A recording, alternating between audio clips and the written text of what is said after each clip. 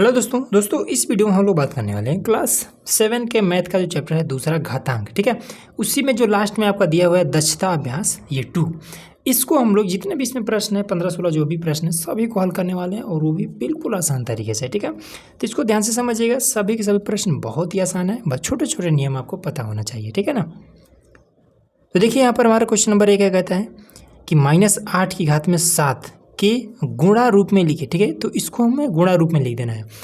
तो -8 की घात में 7 का मतलब होता है कि ये जो -8 है ये हमें 7 बार लिख देना है। ठीक है, तो सिंपल इसको इस तरीके से लिख देंगे, -8 एक बार, -8 दो बार, -8 तीन बार, -8 चार बार, -8 पाँच बार, -8 छः बार, -8 सात बार।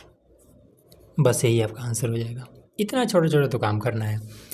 अब इसमें देखिए कह रहा है कि -1 की घात में 999 का मान बताइए। ठीक है, तो इसमें एक नियम याद रखिए कि 1 की घात में चाहे जितना दिया हो, ठीक है ना, इसका मान हमेशा 1 ही होता है। लेकिन ये माइनस ख़त्म होगा कि नहीं ख़त्म होगा, ये है इसमें मेन मुद्दा। ठीक है, तो इसमें देखिए कि जिसका जोड़ा बनता है, ठीक है ना, उसका माइनस ख़त्म हो जाता है। कैसे? जैसे कि माइनस में 2 की घात में अगर 2 है तो इसमें 2 है का मतलब क्या है कि इस -2 को हम इस तरीके से एक बार और ये 2 बार हम इस तरीके से लिख सकते हैं। ठीक है, तो माइनस गुणे जब माइनस करेंगे तो हो जाएगा प्लस, 2 दूना 4, तो ये हो जाएगा प्लस का 4। ठीक है, हालांकि प्लस लिखा नहीं जाता है, इसका आंसर आ जाएगा 4, वो भी प्लस में। ठीक है ना, उसी तरीके से अगर माइनस में 2 की घात में अगर 3 दिया हो तब क्या करेंगे, तो -2 गुणे माइनस का 2 फिर गुणे माइनस का 2।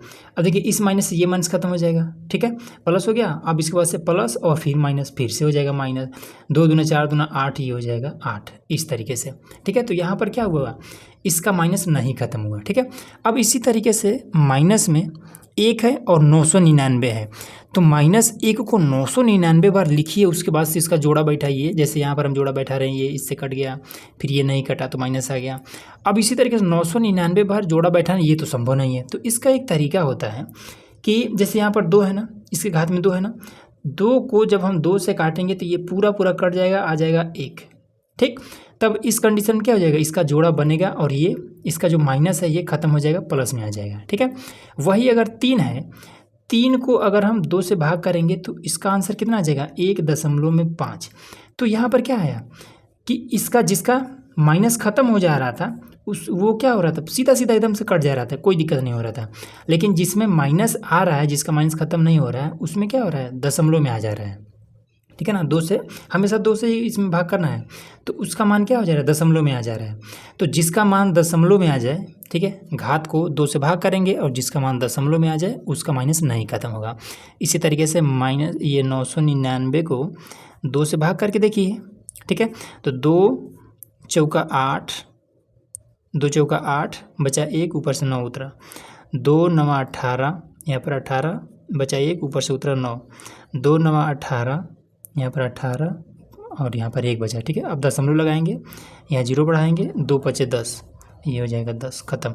तो इसके भागफल में क्या आ गया, दशमलव आ गया। तो जब दशमलव आने का क्या मतलब होता है कि यहाँ से माइनस नहीं खत्म होगा और 1 की घात में चाहे जितना रहे उसका मान 1 ही आएगा, लिखेंगे हल। ठीक है, इसका मान पहले बात तो 1 ही आएगा, 999 की वजह से 1 ही रहेगा और ये वाला माइनस इसमें नहीं खत्म होगा, यही इसका आंसर हो जाएगा। ठीक है ना, बात एकदम सब कुछ इजीली समझ में आ गया होगा। अब अगला देखिए, तीसरा नंबर इसमें क्या है, 3 की घात में 8 है गुणे 3 की घात में 12 है। देखेंगे कि जब ये होता है बेस और ये होता है इसका घात, ठीक है ना, तो जब देखेंगे कि बेस इसका समान है, एक जैसा है, घात अलग अलग है, तब हम इसको ऐसे लिखेंगे, एक बार लिखेंगे 3 और इसका घात आपस में जुड़ जाएगा, 8 प्लस में 12। अब ये कितना हो जाएगा, 3 की घात में 12 8 20, ये हो जाएगा 20 और ये सिंपल इसका आंसर आ गया। ठीक, इसमें देखिए यहाँ पर इसको थोड़ा सा हल करना पड़ेगा इसमें, तो 9 की घात में ये 7 है। ठीक है, अब ये भाग है ना, तो इसको हम पहले एक बार ऐसे कर देते हैं, 9 की घात में ये 3 है और इसके नीचे कुछ भी नहीं है तो 1 है, ठीक है। अब इस भाग को ख़त्म करने के लिए इसको हमें पलट देना होता है, ठीक है। तो जब पलटेंगे तो कितना हो जाएगा, 9 की घात में ये 7 और भाग को हम गुणा कर देंगे और इसको पलट देंगे, 1 और बटे में 9 की घात में 3 ऐसे हो जाएगा, ठीक है। अब इन दोनों का आपस में गुणा कराते हैं, इसके नीचे भी कुछ नहीं तो 1 है, तो 1 का गुणा इसमें करा देंगे तो ये हो जाएगा 9 की घात में 7, फिर 1 का गुणा इसमें करा देंगे तो 9 की घात में 3 हो जाएगा, ठीक है। अब यहाँ पर देखिए ये दोनों बेस समान है और ये दोनों अलग अलग हैं, ठीक है। तो जब बेस समान हो तब हम इसको ऐसे लिख सकते हैं, 9 की घात में ये वाला 7 है तो 7 रहेगा, ये वाला जा करके इसी में से घट जाएगा बस, ठीक है ना। तो ये हो जाएगा, इसको घटाएंगे तो 9 की घात में ये 4 हो जाएगा और ये इसका आंसर हो गया। बस इतना आपको करना है, ठीक है। अगला देखिए, चलिए यहाँ पर हमारा 5वां नंबर क्वेश्चन कह रहा है कि 8 की घात में 5 माइनस 5 का मान बताइए, ठीक है। इसको लिखेंगे हल, ठीक है। 8 की घात में 5, 5 माइनस 5 ये हो जाएगा 0, ठीक है। तो किसी दुनिया का कोई भी संख्या हो अगर उसके घात में 0 है तो उसका मान हो जाता है 1, ये बात बिल्कुल रट लीजिएगा, यही आंसर आ जाएगा, ठीक है। इसमें देखिए 2 की घात में 3 है और इसके ऊपर फिर एक बार घात है, ठीक है। तो जब घात के ऊपर घात हो इस तरीके से ब्रैकेट लगा करके तो ये घात आपस में गुणा कर लेता है, तो यहाँ पर सिंपल लिख दीजिए हल, 2 की घात में 3 है और इसका गुणा करा दीजिए 8 के साथ में, तो कितना हो जाएगा, 3 8 24, तो 2 की घात में ये 24 और यही इसका आंसर हो जाएगा, ठीक। फिर इसमें देखिए 7वां नंबर में क्या कहता है कि माइनस का 128 को -2 की घात के रूप में व्यक्त कीजिए, ठीक है। व्यक्त कर देते हैं, इसमें कितने 2 हैं ये बात बताना है, तो सिंपल है, ये तो बहुत ही आसान है। लिखिए क्या, माइनस का 1 2 8, ठीक है। अब ये माइनस थोड़ी देर के लिए इसको भूल जाइए, ठीक है। इसका सिंपल अभाज्य गुणनखंड कर लीजिए, गुणनखंड तो ये आपको 4 5 से बताया जाता है।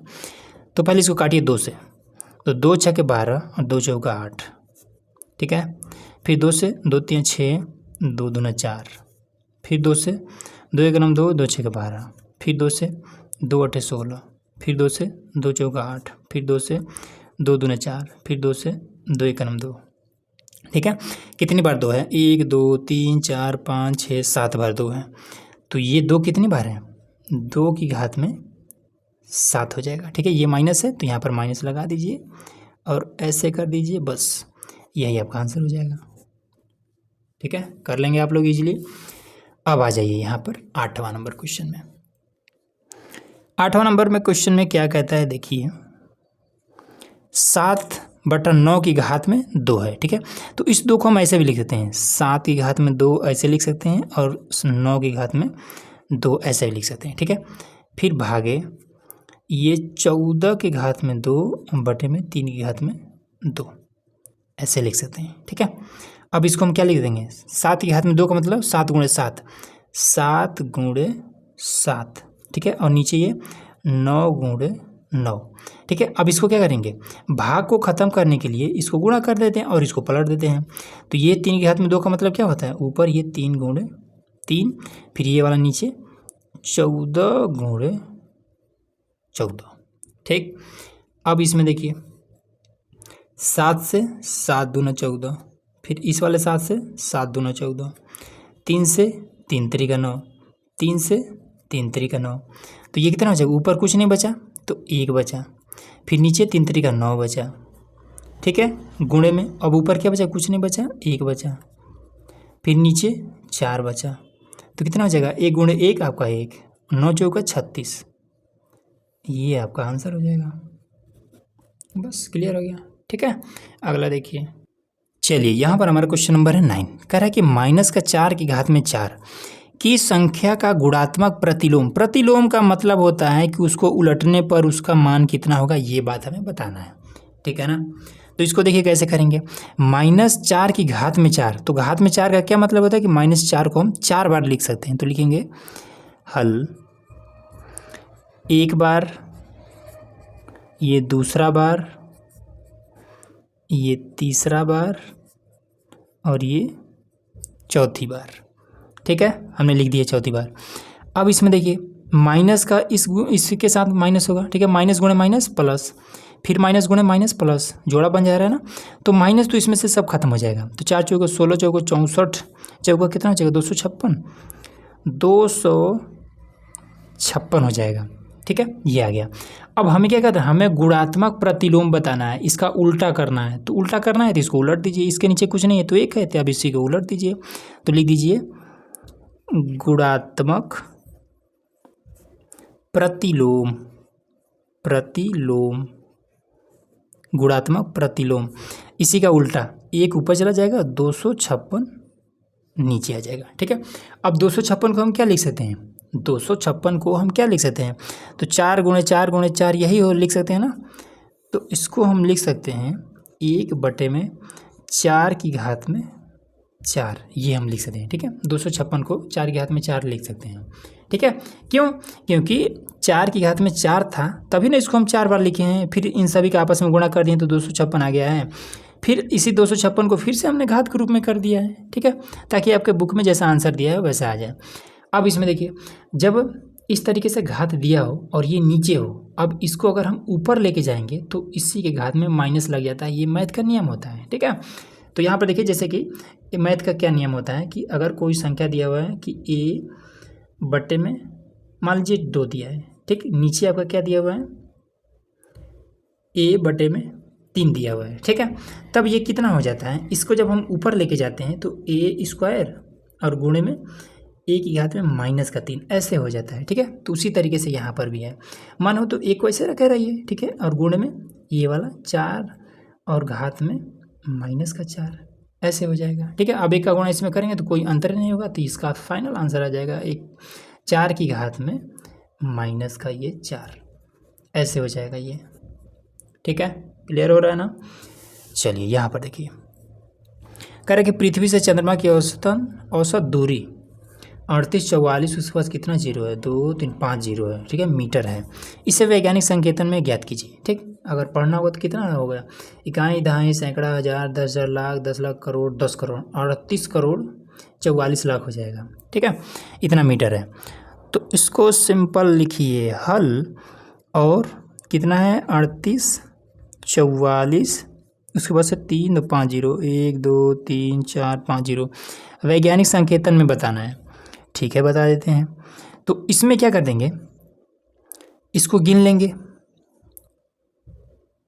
3 के बाद से दशमलव लगा लेंगे। ठीक है, 3 के बाद से दशमलव लगा लेंगे और बाकी सब ऐसे लिख लेंगे कि 8, ये 4, ये 4। ठीक है, जीरो नहीं लिखना है। फिर यहाँ पर लिखिए गुणे 10।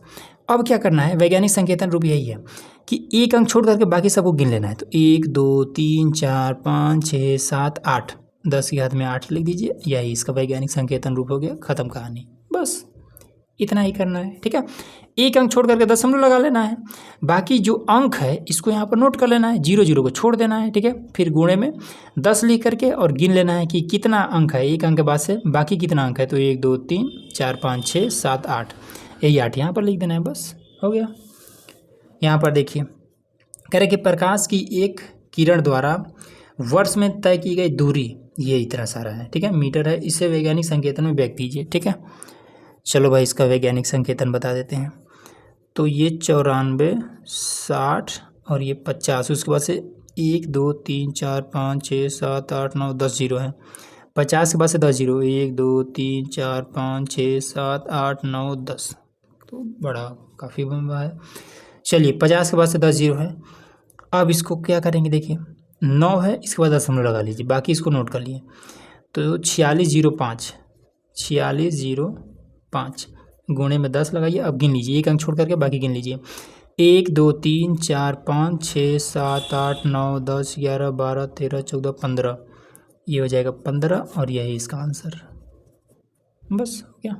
ठीक है ना, यही हमारा वैज्ञानिक संकेतन रूप हो गया। अगला देखिए, अब देखिए यहाँ पर हमारा क्वेश्चन नंबर है 12। कह रहा है कि 2 की घात में 38 है गुणे 5 की घात में 32 है का मान ज्ञात कीजिए तथा बताइए कि इसमें कुल कितने अंक है। बहुत आसान है, बस एक मैथ का नियम आपको पता होना चाहिए बस। ठीक है, देखिए नियम मैं आपको यहाँ पर बताता हूँ। कहीं पर दिया है 2 की घात में 6, ठीक है, गुणे 3 की घात में 8, ये चीज़ दिया हुआ है। ठीक है, अब इसमें कहीं पर अगर जैसे कि यहाँ पर अब जैसे ये 3 के घात में 8 है, इसको अगर तोड़ना हो तो कैसे तोड़ेंगे? जैसे देखिए 2 की घात में 6 है, अब इसको भी 6 करना है तब तो ये हो जाएगा 3 की घात में 6 गुणे 3 की घात में 2। ठीक, हमने आपको नियम क्या बताया था कि अगर ये दोनों आपस में बराबर रहता है, ठीक है, तो ये ऊपर वाला आपस में जुड़ जाएगा। तो ये कितना हो जाएगा? फिर से अगर जोड़ेंगे तो कितना हो जाएगा? 2 की घात में 6 गुणे, ये दोनों आपस में बराबर है तो ये दोनों 3 की घात में 6 प्लस में 2, तो 2 की घात में 6 और 3 की घात में 6 2 8। फिर से ये वाला फिर से इस रूप में हो जाएगा। ठीक है, कब? जब ये दोनों आपस में बराबर हो तब। ठीक है, अगर बराबर नहीं है तब क्या करेंगे? तो इसका नियम होता है कि अगर कहीं पर 2 की घात मान लेते हैं 3 है गुणे 3 की घात में 3 है, ऐसे दिया है, तो यहाँ पर देख रहे हैं ये दोनों आपस में बराबर नहीं है, लेकिन ये दोनों तो आपस में बराबर है ना। तो जब ये दोनों आपस में बराबर हो तब क्या करते हैं? इसका गुणा इसके साथ कराते हैं, तो 2 3 6, ये 6 लिख देते हैं। और ये जब हर इसका जो घात है ये अगर आपस में बराबर है तो किसी एक को उठा करके यहाँ पर ले रख देते हैं, यही इसका आंसर हो जाता है। बात क्लियर हुआ ना? बस अब यही चीज़ ये वाला नियम और ये तोड़ने वाला नियम, ठीक है, ये 2 ही नियम इस पर लगेगा। तो इसमें देखिए 2 की घात में 38 है, ठीक, गुणे 5 की घात में ये 32 है। ठीक है, क्या ये 32 हो सकता है? ये वाला 32 हो सकता है, क्योंकि ये वाला तो 38 हो नहीं सकता है, लेकिन ये वाला 32 हो सकता है। कैसे होगा? देखिए 2 की घात में 6 अगर हम बाहर कर लें तो 2 की घात में यहाँ पर 32 से तो बचेगा ना। ठीक है, क्योंकि अब ये दोनों आपस में बराबर है, फिर से अगर हम जोड़ेंगे तो यहाँ 38 हो जाएगा। ठीक है, क्योंकि जब ये दोनों आपस में बराबर होता है तो ऊपर ये वाला तो जोड़ता है ना, और ये वाला इसे ही रखिए 5 की घात में 32। ठीक, अब इसको आप साइड में रखे रहिए, 2 की घात में 6 को साइड में रखे रहिए। अब यहाँ पर देखिए 2 की घात में 32, 5 की घात में 32, तो ये दोनों आपस में बराबर है, ये बराबर नहीं है। तो जब ये दोनों आपस में बराबर है तब हम इसका गुणा करा देंगे, तो ये हो जाएगा 2 5 10 की घात में 32। ठीक है, अब इसमें ये कितना हो जाएगा? 2 की घात में 6 का क्या मतलब होता है कि इसको हम 6 बार लिख सकते हैं, 1 बार, 2 बार, 3 4 बार, 5 बार, 6 बार, और ये 10 की घात में 32। ठीक है, 2 दूना 4 दूना 8 दूना 16 दूना 32 दूना 64, ये हो जाएगा 64 गुणे 10 की घात में 32। ठीक, अब इसमें देखिए, अब यहाँ पर 64 में इसमें भी तो 60 एक जीरो इसमें भी तो है ना, तो पहले क्या करेंगे कि इसमें दशमलव लगा करके और एक जीरो इसमें से निकाल लेंगे, तो 6 के बाद से एक दशमलव लगा लेंगे, फिर 4 और गुणे में, अब दशमलव के बाद से एक ही अंक है ना, तो 1 0 ऐसे हो जाएगा। ठीक है, दशमलव के बाद से एक ही अंक है तो 1 0 लग जाएगा। अगर 2 अंक होता तो घात में यहाँ पर 2 लग जाता है। ठीक है, 3 अंक होता तो घात में यहाँ पर 3 लगा लेते हैं। ठीक है, और ये वाला गुणे में 10 की घात में 32। ठीक, तो फाइनल आंसर कितना हो जाएगा? 10 की घात में 1, ये दोनों सेम है ना, तो 10 की घात में 1 और 10 की घात में 32 कितना हो जाएगा? 10 की घात में 33, तो 6.4 गुणे 10 की घात में 33, और ये इसका फाइनल आंसर आ जाएगा। ठीक है, क्लियर हो रहा है सब कुछ? चलिए अगला क्वेश्चन है, देखिए कह रहा है कि 1 ग्राम मानव अपशिष्ट में 10 लाख वायरस होते हैं, इसे वैज्ञानिक संकेतन में व्यक्त कीजिए। तो बहुत आसान है, 10 लाख, 1 1 2 3 4 5, 3 2 5 0 है। ठीक है, तो ये कितना हो जाएगा? एक अंक के बाद से दशमलव लगा लीजिए। ठीक है, उसके बाद से कुछ नहीं है तो 0 लगा करके और 10 लगा लीजिए। ठीक है, अब इसके बाद से एक के बाद से गिन लीजिए कितना अंक है, 1 2 3 4 5 6, 10 की घात में 6, ये इसका आंसर हो जाएगा। ठीक है, अब यहाँ पर दशमलव के बाद से कुछ नहीं होता है तो ऐसे 0 लगा दिया जाता है, मैथ का नियम होता है। ठीक, तो ये इस तरीके से हो जाएगा। ठीक है, दशमलव के बाद से 0 का कोई मतलब नहीं होता है। ठीक है, लेकिन मैथ का ये नियम होता है कि दशमलव के बाद अगर कुछ नहीं है तो ये 0 लग सकता है, या फिर जैसे कहीं पर आ रहा है कि 0.6 ऐसे है, तो अब इसके आगे कुछ नहीं है तो यहाँ पर हम 0 लगा लेते हैं, ये इसका नियम होता है। ठीक है, उसी तरीके से 1 दशमलव, अब ये 10 की घात में 6 आया है ना, तो यहाँ पर दशमलव के बाद कुछ नहीं है तो ये मैथ का नियम होता है कि ऐसे 0 बैठा लीजिए, इसका मतलब कोई नहीं है बट ये मैथ का नियम होता है। ठीक है, तो इसी तरीके से यहाँ पर बात क्लियर हुआ ना, तो ये भी क्लियर हो गया। अगला देखिए, इसमें क्या कह रहा है कि गांव के एक स्कूल में विश्व स्वच्छता दिवस पर बच्चों से हाथ धोने का अभ्यास कराया जाता है। प्रत्येक बच्चा हाथ यहाँ पर है, हाथ धोने में 2 मिनट समय लगाता है। यदि कक्षा में 64 बच्चे हैं तो पूरी कक्षा के बच्चों को बारी बारी से हाथ धोने में लगे समय का घातांक में व्यक्त कीजिए। तो ये तो बहुत आसान है। एक बच्चे द्वारा लिया गया समय, इसको थोड़ा सा कर देते हैं। एक बच्चे द्वारा लिया गया समय बराबर में 2 मिनट। ठीक है, 2 मिनट। 64 बच्चों द्वारा लिया गया समय, 64 बच्चों द्वारा लिया गया समय बराबर में कितना हो जाएगा? 2 गुणे 64 हो जाएगा। तो ये कितना हो जाएगा? 4 दूना 8, 6 दूना 12, 128 मिनट। ठीक है, 128 मिनट। अब 128 मिनट को हमें क्या करना है? घातांक के रूप में लिख देना है। ठीक है, घातीय संकेतन के रूप में। तो इसका हम 128 का अभी हमने थोड़ी देर पहले एक गुणनखंड किया था, उसी तरीके से कर लेंगे। देखिए कैसे, 1 2 8। ये आपको काम रफ में करना है कहीं पर साइड में। 2 से काटेंगे, 2 6 12, 2 चौका 8, फिर 2 से, 2 3 6, 2 दूना 4, फिर 2 से, 2 एकम 2, 2 6 12, फिर 2 से, 2 8 16, फिर 2 से, 2 चौका 8, फिर 2 से, 2 दूना 4, फिर 2 से, 2 एकम 2, 1 2 3 4 5 6 7। तो ये हो जाएगा 2 की घात में 7। यही इसका घातीय संकेतन हो गया। कहानी खत्म। ऐसे आपको करना है। ठीक है, अगला देखिए। चलिए, यहाँ पर हमारा लास्ट प्रश्न 15 नंबर कह रहा है कि एक कस्बे में, ठीक है, एक कस्बे के आबादी के अधिकांश लोग श्वास के बीमारी से ग्रस्त थे। जांच करने पर उस कस्बे के प्रदूषित वायु में 2000 विषाक्त जीवाणु प्रति घन मीटर पाए गए, जो कि एक सप्ताह में 100 गुना बढ़ जाते हैं। 3 सप्ताह बाद जीवाणुओं की संख्या को मानक संकेतांक में लिखिए। ठीक है, इसको भी हमें क्या करना है? वैज्ञानिक संकेतन के रूप में लिख देना है। देखिए हल। तो टोटल 2000 जीवाणु क्या है? प्रति घन मीटर के हिसाब से हैं। तो पहले सप्ताह में, एक सप्ताह में 100 गुना बढ़ जाते हैं। तो लिखेंगे ऐसे, पहले सप्ताह में जीवाणु, पहले सप्ताह में जीवाणु 100 गुना बढ़ता है। तो 2000 तो है, ये एक सप्ताह में 100 गुना बढ़ जाता है। तो कितना हो जाएगा? 2000 में 3 जीरो है और ये वाला 2 जीरो, 5 जीरो हो जाएगा। अरे सॉरी, 1 2 3 4 5 जीरो हो जाएगा। ठीक, फिर दूसरे सप्ताह में, 3 सप्ताह का बताना है ना हमें। तो दूसरे सप्ताह में जीवाणु, दूसरे सप्ताह में जीवाणु। ठीक है, तो कितना हो जाएगा?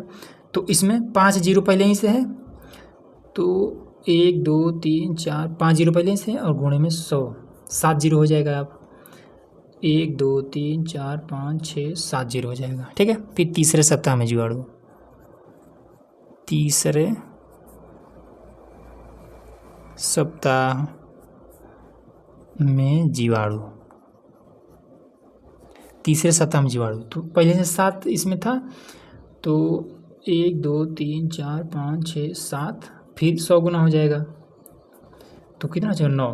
तो 2 गुणे 1 2 3 4 5 6 7 8 9 हो जाएगा। ठीक है, अब इसका हमें क्या मानक संकेतांक बताना है। ठीक है, मानक संकेतांक, मानक संकेतांक।